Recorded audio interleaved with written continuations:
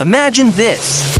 You're cozied up in a tent, snow swirling outside, nestled deep in the Ural Mountains. Suddenly, an unseen force sends you and your friends fleeing into the sub-zero darkness, not even bothering to put on your shoes. Sounds like the start of a bad horror movie, right? Well, for 9 experienced hikers in 1959, this wasn't a movie. This was their terrifying reality, and it is an event that has puzzled the world for over 60 years. The Dyatlov Pass incident on the night of February 1st, 1959. Something went terribly wrong.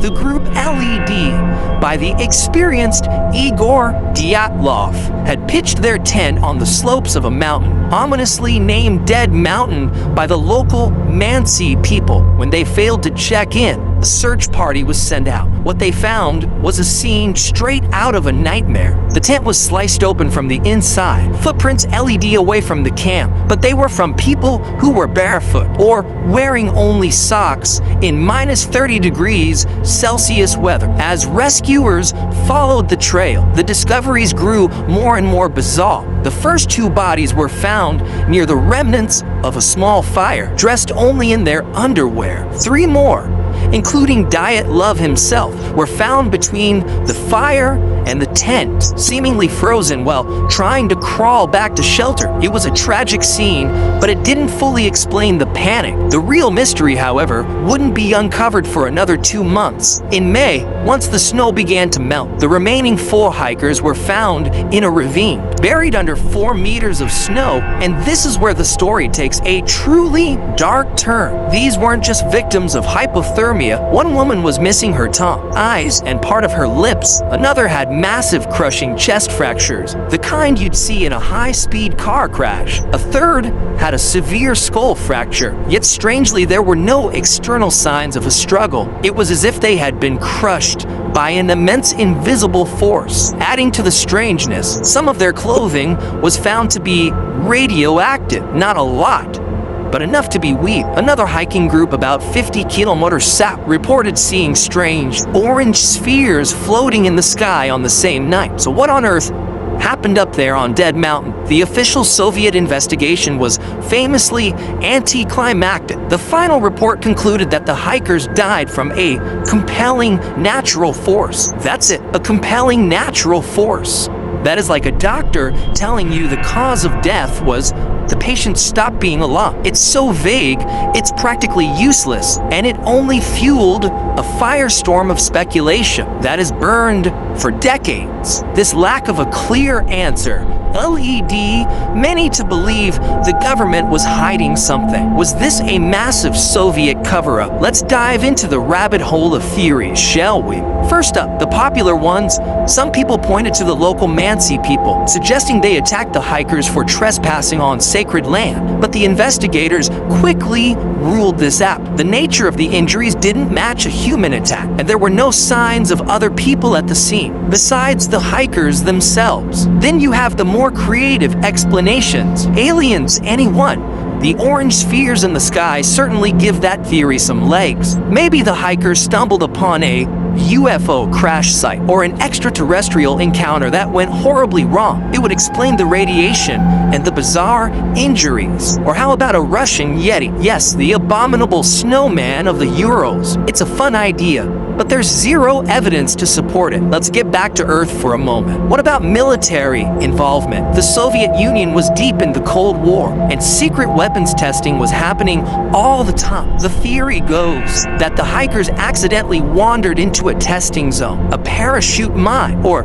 some sort of concussive weapon could explain the internal injuries. Without external wounds, the radiation could be a byproduct. This would also give the government a very good reason to classify the files and shut the investigation down with a vague conclusion. They wouldn't want the world to know about their secret super weapons, would they? For years, these theories swirled, each more sensational than the last. The story became a legend, a campfire tale of the highest order. But what if the answer was less about secret weapons and more about the raw, unpredictable power of nature itself? For a long time, the most logical explanation seemed to be an avalanche.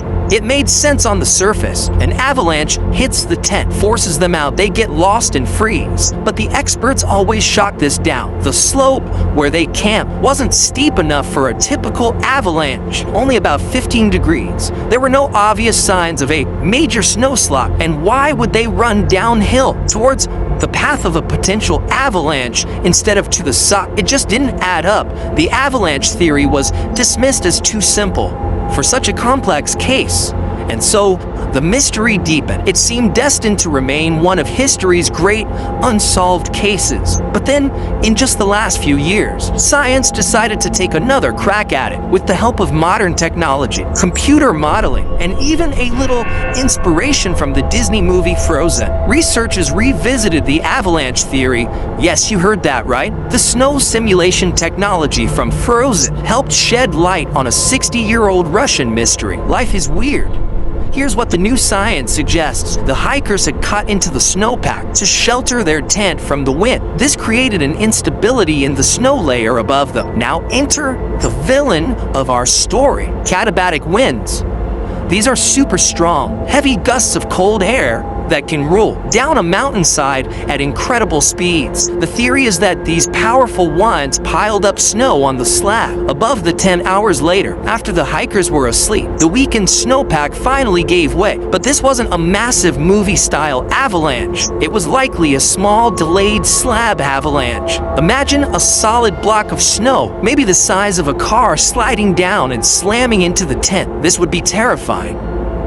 It wouldn't bury them completely, but it would be enough to cause panic and inflict the kind of crushing internal injuries found on the victims in the ravine. They would have been trapped in the dark with broken ribs and fractured skulls. Their only option was to cut their way out of the tent. Once outside in the pitch black, windy, freezing chaos, they were disoriented. Some were already badly injured. The uninjured ones likely tried to help their friends, moving them to what they thought was a safer location. Down by the trees where they tried to start a fire, the strange footprints panicked, the adrenaline trying to escape a collapsed tent in the dark. This modern avalanche theory elegantly explains so many of the bizarre details: the tent being cut from the inside, a desperate escape, the varied injury. Some were hit directly by the snow slab, others weren't. The lack of external wounds. A slab avalanche can crush you without breaking the skin. The seemingly irrational behavior. It wasn't irrational, it was a desperate fight for survival under the most extreme circumstances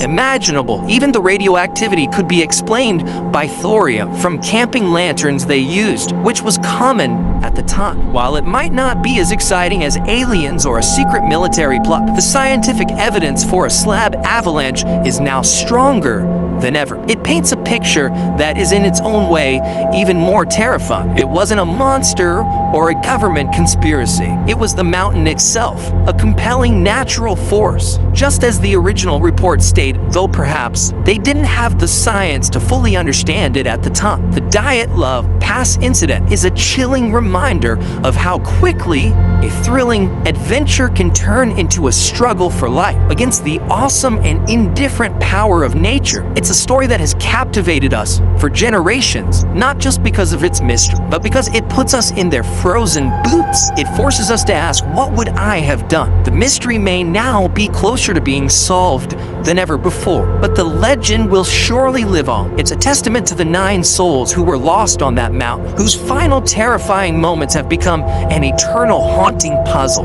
Thanks so much for joining me down this mysterious rabbit hole. What do you think really happened on Dead Mountain? Let me know your theories in the comments below. And if you enjoyed diving into history's greatest mysteries, make sure to hit that like button and subscribe for more. We'll see you in the next one.